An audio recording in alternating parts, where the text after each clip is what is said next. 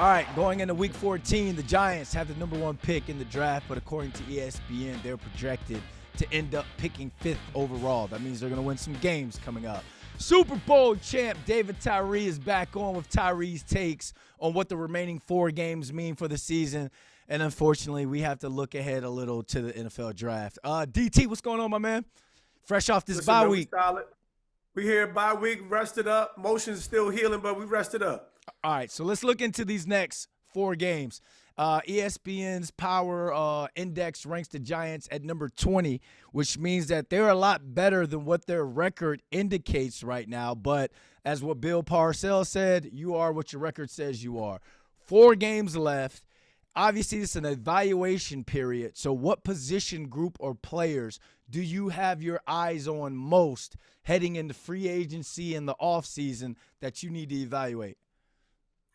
Yeah, if there's positions I'm going to be looking at is the secondary all over again. I think when you're looking at your free agency acquisition as well as Deonte Banks, there's tremendous room for upgrade. Wide receiver is obviously a primary position. We get exposed with the challenge of Malik Neighbors. You feel like you're moving in an upward trajectory at the start of the season, and we end up in the bottom of the basement. So wide receiver, DB, and I think when you're looking at this mixture of D-line, if I'm going to put in a third one, I'm kind of torn between either the linebackers or offensive line. I think our D-line is relatively stable, but I think we've obviously lagged tremendously in where we would like to be on the offensive line standpoint. So third position, offensive line.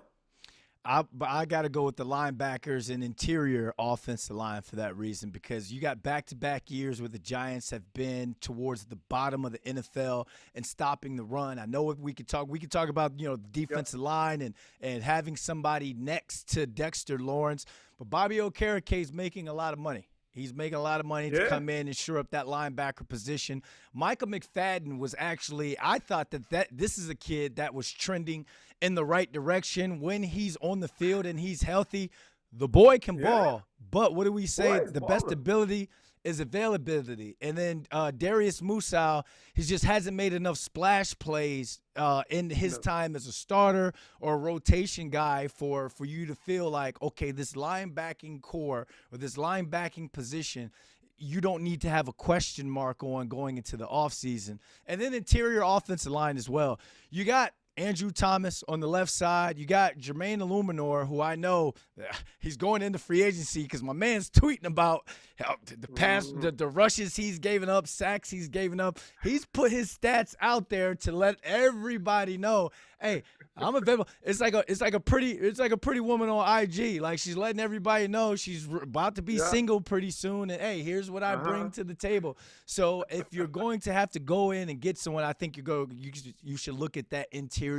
offensive line position, because you don't know what you're going to have at running back next year. And if you need to protect Jackson Dart, it all starts, up front in the middle.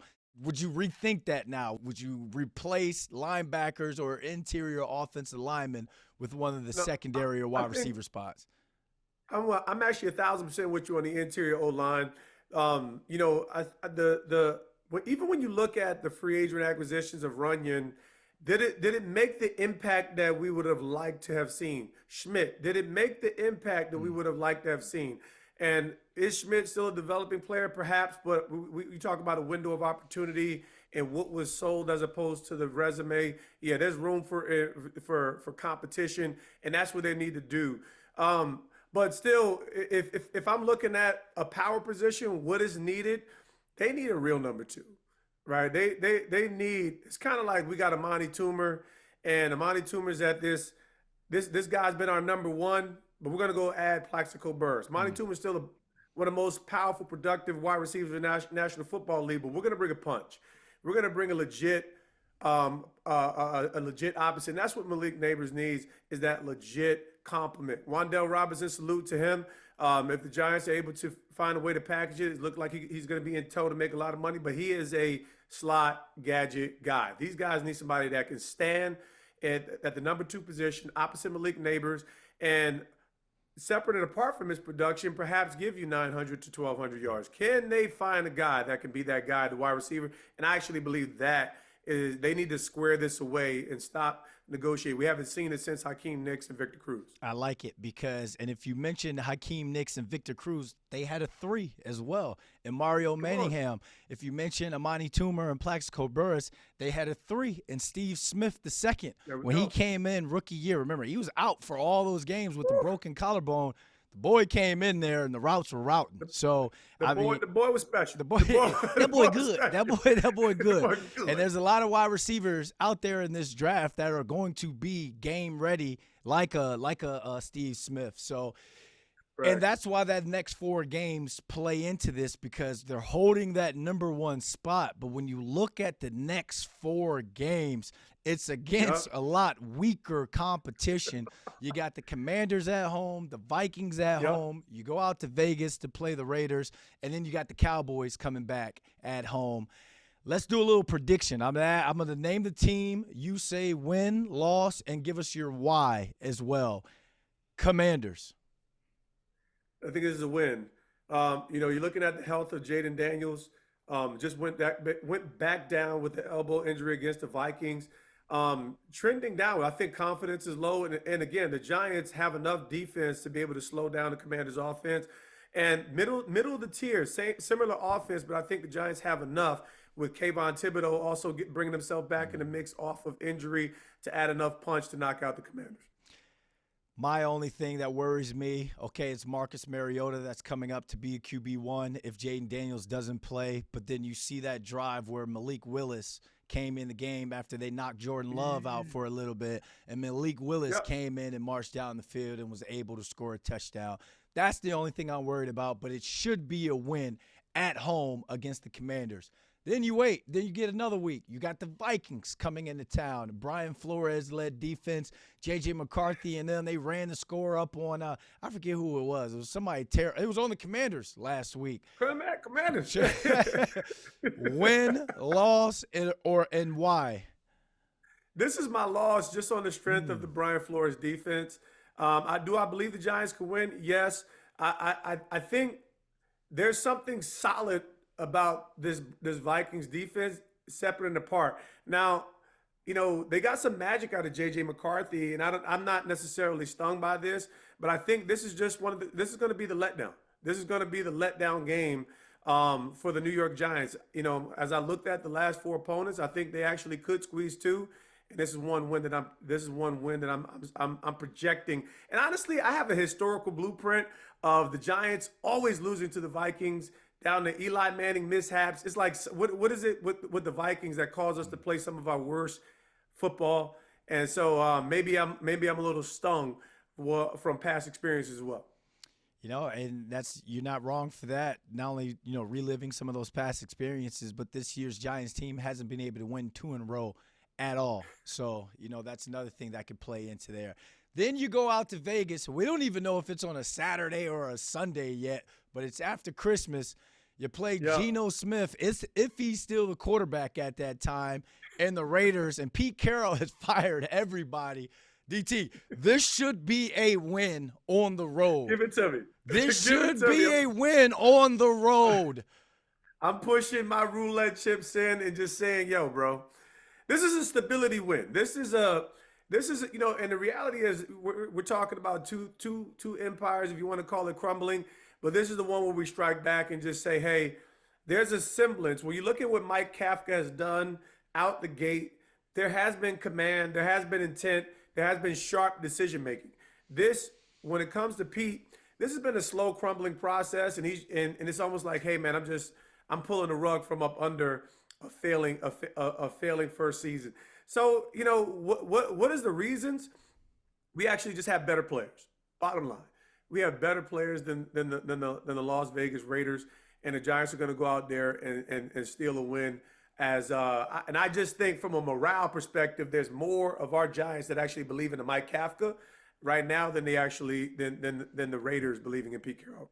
All right, now next is the one that scares me. Last game of the season, first game of the new year. Cowboys are going to be coming into town with their fan base. They're going to need that win. George Pickens and CeeDee Lamb should be off of protocol by then and healthy. Dak Prescott is playing at an MVP caliber level. Win-loss, and why? This is a loss. And I think the Cowboys are playing for something. That's just the reality. They have the ability to put pieces together based on Dak Prescott alone. I have been a slow emerging respecter of Dak Prescott. I've been one of these slow. I'm like, he's good. No, reality is he's pretty great, and he's close to this MVP caliber type of quarterback. And obviously the glaring um, playoff lack is really the only thing that diminishes the legacy of a Dak Prescott. It's just too much to overcome, too much talent to overcome.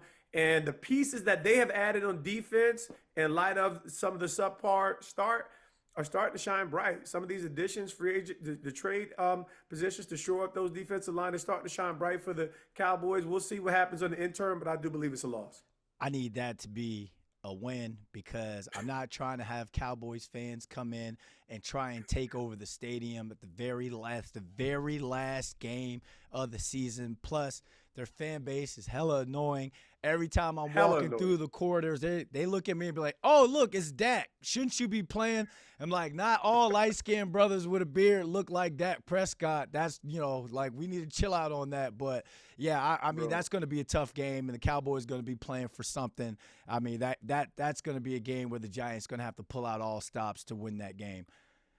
Yeah, I've always said the Cowboys fans are like, we got – sad to say, New York City, you're going to see a lot of rats in the subway throughout the city. That's Cowboys fans. They here for you. Everywhere you go, they just here. They're still alive. They still talking about Tom Landry, and they still talking about the three-peat in the 90s. And they just as intense and just as annoying.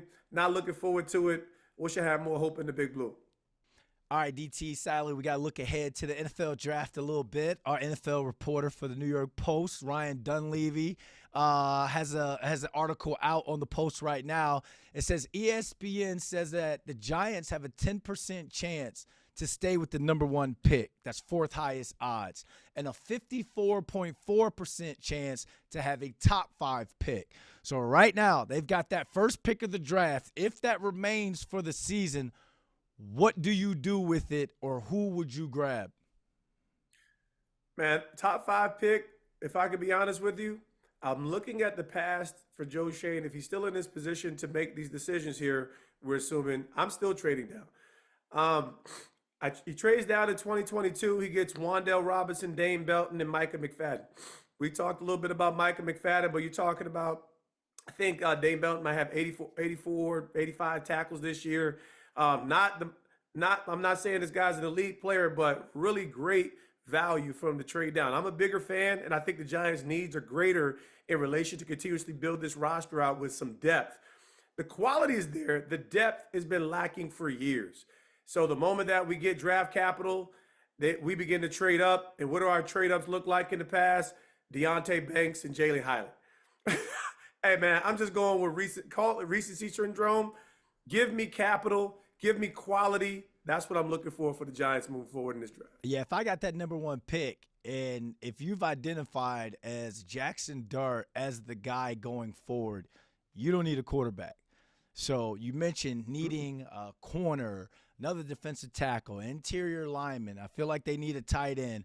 Here's a couple names that I've kind of looked around on ESPN and other early draft boards and have found that, okay, these could be some serviceable guys if the Giants trade back in that number one pick and they're able to get 2 in the first round. There's a corner out of LSU, Mansour Delane, 6 foot, 190, transferred from Virginia Tech. He's all over the field. And just like at wide receiver, them LSU boys come in as DBU. They come in on the defensive side of the ball ready to play, especially when they go first round. Stingley, all those guys.